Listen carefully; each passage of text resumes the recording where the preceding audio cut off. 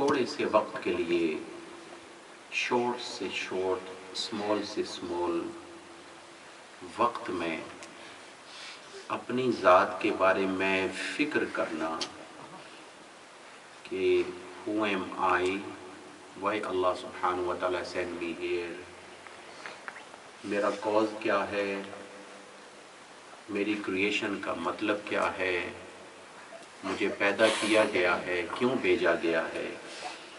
ایک لمحہ، تھوڑی سی دیر ہے، اپنے بارے میں سوچنا 1 سال کی عبادت سے زیادہ بہتر ہے۔ 1 سال کی عبادت، نفل پڑھو، دن کو روزے رکھو، صدقات اور خیرات کرو، لیکن اگر ریاکاری میں چلا جائے تو کئی سالوں کی عبادت میں کوئی قوت، کوئی طاقت نہیں ہوتی۔ تو ٹھیک ہے، اور اس کے ساتھ قوت القلوب میں جنہوں نے دل کی غذا، قوت القلوب، دل کی غذا والوں نے لکھا ہے کہ الذکر والفکر من افضل عبادت العابدین، یہ ذکر اور فکر، یہ جو ذکر کرتے ہوئے فکر کرنا، یہ فکر کرنا کہ میرا وہ لمحہ جو بازار میں گزرا، جو مارکیٹ میں گزرا، جو دنیا میں گزرا، اس لمحے کو اس لمحے کے ساتھ، اس ٹائم کو اس ٹائم کے ساتھ اگر میں اس کی یعنی کمپیریزن کروں تو کون سا لمحہ میرا بہتر ہے؟ وہ فرماتے ہیں کہ یہ ذکر اور فکر یہ ساری عبادتوں سے افضل ہے۔ عابدین کی عبادتیں جو ہیں وَهُوَ طَرِيقٌ مُخْتَصِرٌ إِلَىٰ رَبِّ الْعَالَمِينَ، اور یہ شارٹ وے ہے اللہ کو پانے کے لیے۔ دیکھو، اگر ایک آدمی بازار میں جا رہا ہے، مارکیٹ میں ہے، وہ سبزی لگاتا ہے، دکان چلاتا ہے، ہر قسم کے لوگ، عورتیں، مرد اس کے پاس آتے ہیں، ٹیکسی ڈرائیور ہے، شاپ کیپر ہے، کوئی بھی ہے، لیکن اگر اس کی خیال میں یہ ہے کہ مجھے میرا اللہ دیکھ رہا ہے، اپنی آنکھ کو بچاتا ہے، اپنی زبان کو بچاتا ہے، اپنی ذہن کو کنٹرول میں رکھتا ہے، تو وہ فکر کی عبادت میں ہے، وہ فکر کی عبادت میں ہے۔ اور جب دکان بند کر کے، اپنا ٹھیلا بند کر کے کہتا ہے شکر میرے اللہ کہ دنیا کے بازار میں رہ کر میں دنیا کی گندگی سے آلود نہیں ہوا، مجھے دنیا کی اس بازار نے اپنی طرف نہیں کھینچا، جب الحمدللہ کہتا ہے تو پورا دن اس کا جو دنیا کی ضرورتوں کی خاطر گزرا ہے، صرف فکر کی وجہ سے اللہ اس کو پورے دن کا عبادت بھرا ثواب عطا فرمائے۔ اور اس کے ساتھ حضرت ابن مسعود، عبداللہ ابن مسعود رضی اللہ تعالی عنہ فرماتے ہیں، اغدو عالما، اے شخص سن، جب تیری صبح ہو تو کم سے کم اب تو عالم ہو جا، آئندہ آنے والی صبح تک کے لیے اتنی تعلیم حاصل کر کہ تو عالم بن جائے۔ عالم نہیں بن سکتا، بہت مختصر شارٹ ٹائم ہے، متعلماً، پھر علم دین سیکھنے کا اسٹوڈنٹ بن جا، طالب العلم بن جا۔ اور اگر طالب العلم کے لیے بھی تیرے پاس اتنا ٹائم نہیں ہے تو آج ہی سے نیت کر لے کہ کل سے میں مستمعاً دین والوں کو سننے والا بن جاؤں گا۔ ان تینوں کے حوالے سے فرمایا۔ اور دوسری روایت میں امام غزالی رحمۃ اللہ علیہ نے ارشاد فرمایا، اگر تیرے پاس ان کے پاس بیٹھنے کے لیے، سننے کے لیے وقت بہت کم ہو اور کبھی کبھی ہو تو پھر چوتھا بن جا، او محبن، ان اللہ والوں اور دین والوں سے محبت کرنے والا بن جا، ان کو پسند کر، داڑھی والے سے مذاق نہ کر، پگڑی والے سے مذاق نہ کر، لمبے لباس جو سنت کے مطابق ہے اس کے ساتھ مذاق نہ کر، ان لوگوں کو پسند کر۔ اگر تو کسی مجبوری کے باعث نہیں رکھ سکا داڑھی تو تیری کمزوری ہے، جو داڑھی رکھ کے رسول اللہ کی سنتوں کے طریقوں کے عمل کے قریب ہے اس کی قدر کر۔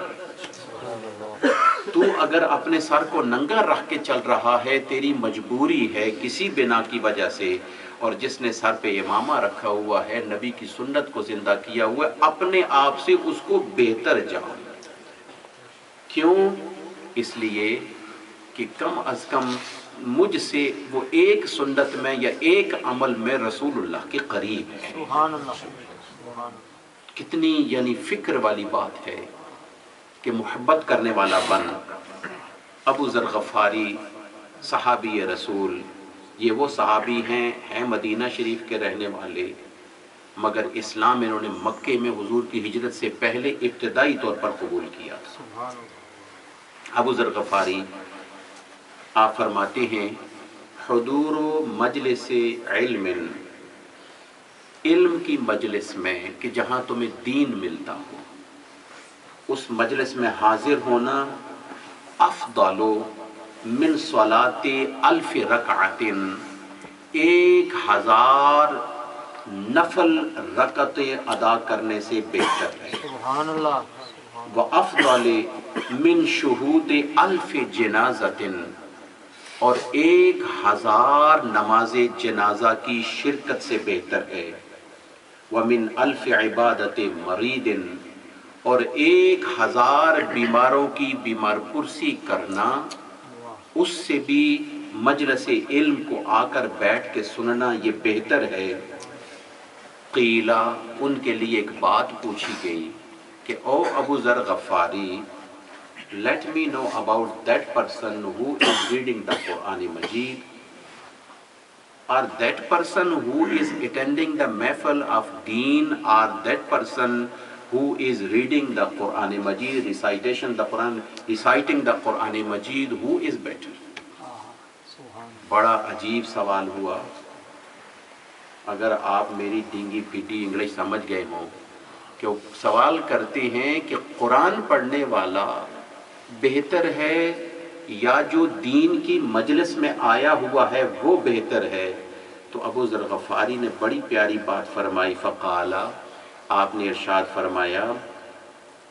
وَهَلْ تَنْفَعُ قَرْأَةُ الْقُرْآنِ إِلَّا بِعِلْمٍ، کیا قرآن مجید پڑھنا علم اور سمجھنے کے بغیر فائدہ دے سکتا ہے؟ کیونکہ قرآن مجید کے اندر موجود ہے یُضِلُّ بِهِ کثیرا وَیَہْدِی بِهِ کثیرا، یہی قرآن مجید کی ایک ایک آیت گمراہی کا باعث بھی بنتی ہے اور انسان کو خدا کے قریب ہونے کا باعث بھی دیتی ہے۔ اب آپ اندازہ کر لیں کہ یہ جو مجلس ہوتی ہے، اس مجلس میں لوگوں کو جہنم سے بچایا جاتا ہے۔ اور پھر ایک بات ذہن میں رکھو، اور خاص آج کی مجلس کا پیغام، ایک تو دین کی مجلسوں کو پسند کرو، دین کی مجالس میں آؤ جہاں پر رسمی نعتیں پڑھی جائیں،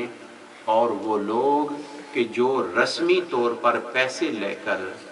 آپ کو انٹرٹین کرنے کے لیے آ جائیں اور آپ سے پیسے لے کے چلے جائیں اور اس بعد دوسرے مارکیٹ میں چلے جائیں، ایسی محافل سے، ایسی مجالس سے اپنے آپ کو بچاؤ۔ اس دین کی محفل میں آؤ کہ جہاں تمہیں رسول اللہ کا قرب ملتا ہو، تمہیں بدلنے کی ایک سوچ پیدا ہوتی ہو، اور وہ کیا ہے؟ میرے آقا نے ارشاد فرمایا اگر برکت چاہتے ہو، خیر چاہتے ہو تو البرکۃ مع اکابرکم، الخیر مع اکابرکم، اگر تم بہتر چاہتے ہو تو اپنے بزرگوں کے ساتھ شامل حال ہو جاؤ، بزرگوں سے جدا کبھی نہ ہونا، وہ دین کے بزرگ ہوں،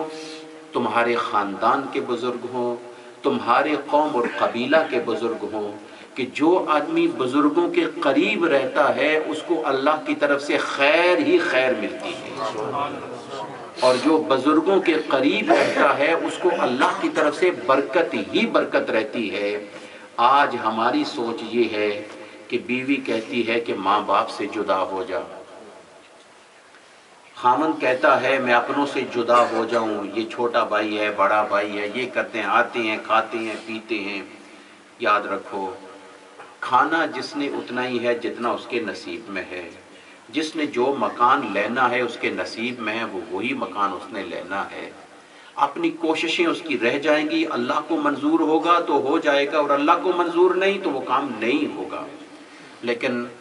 آج سے وہ بھی گیا اور یہ بھی گیا، بزرگ گئے اور برکت گئی اور مکان بھی نہ مل سکا، اور بیوی کی خاطر بزرگوں کو چھوڑا، بچوں کی خاطر بزرگوں کو چھوڑا، تو بزرگ بھی راضی نہ رہ سکے اور بزرگوں سے بھی یعنی خرابی اور بد دعائیں لیں، اور اپنے بچے بھی اپنے نہ رہ سکے، روڈوں پہ پھرتا ہوا، ادھر گیا تو شرمندگی، ادھر گیا تو شرمندگی، نہ خدا ملا نہ وصال سلام۔ اس لیے دوستو آج یہ ہے کہ اپنے بزرگوں سے محبت کرو۔ اگر یہ چاہتے ہو کہ ہماری زندگی بہتر ہو تو میں اپنی ماؤں بہن بیٹیوں سے کہتا ہوں، گھر میں ماں ہے، گھر میں ساس ہے، گھر میں والد ہے، گھر میں سسر ہے، گھر میں خامند ہے، ہر بیوی کا خامند اس کا بڑا ہے،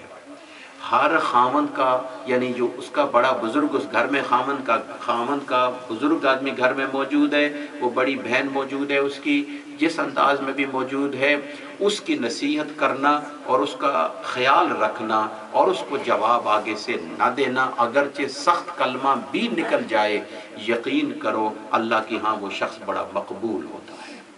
اس لیے آج کا پیغام یہ ہے کہ البرکۃ مع اکابرکم، اگر تم رزق میں برکت چاہتے ہو تو اپنے بزرگوں کے ساتھ رہو۔ ایک مرتبہ حضور اکرم صلی اللہ علیہ وسلم نے ارشاد فرمایا کہ میں کئی بار دیکھتا ہوں اللہ تعالیٰ ارادہ کرتا ہے کسی گھر کو تباہ کرنے کا، اس کی فحاشی کی وجہ سے، اس کی خرابی کی وجہ سے، اور اس گھر کے اندر جو گناہ کیا جاتا ہے، اللہ کی نافرمانی کی جاتی ہے، اللہ اس گھر کو تباہ کرنا چاہتا ہے۔ لیکن جس وقت اللہ تعالیٰ کے فرشتے اس طرف آتے ہیں اور اللہ سبحانہ و تعالیٰ اس گھر میں جو معصوم بچہ ہوتا ہے یا بوڑھا آدمی ہو، اگرچہ وہ نن مسلم ہی کیوں نہ ہو، اگرچہ وہ نن مسلم ہی کیوں نہ ہو، اس بوڑھے آدمی کی بزرگی کی وجہ سے اور معصوم بچے کی معصومیت کی وجہ سے اللہ اپنے عذاب کو ٹال دیتا ہے۔ آج ہمیں پتہ چل جائے کہ ہم اس شیلٹر میں آ جائیں تو ہم سزا سے بچ سکتے ہیں، تو ہم دوڑے دوڑے اس شیلٹر کے نیچے چلے جائیں گے۔ دوستو سب سے بڑا شیلٹر زمین کے اندر اللہ کا گھر ہے۔ اللہ کے گھر کو بناؤ، اللہ کے گھر کو بڑھاؤ، جتنے اس کے شیلٹر کے نیچے آتے چلے جائیں گے، یقین کرو قیامت والے دن تم سارے جمع اور اکٹھے ہوتے چلے جاؤ گے، اور یہ اللہ کا گھر قیامت والے دن ہمارے لیے سفارش و شفاعت کا باعث بنے گا، ہمارے لیے جنت کا باعث بنے گا۔ تو یاد رکھو جگہوں کے اندر بزرگ جگہ اللہ کا گھر، گھروں کے اندر بزرگ شخصیت ماں باپ، ساس اور سسر، اور بیوی کے لیے اس کا بزرگ اس کا خامن، چھوٹوں کے لیے اس کے بڑے۔ اپنے بڑوں کے ساتھ رہو گے تو برکت ہی برکت رہے گی، اور اگر بزرگوں سے ہٹو گے تو برکت اپنا منہ موڑنا شروع کر دے گی۔ اللہ سبحانہ و تعالی ہمیں عمل کرنے کی توفیق عطا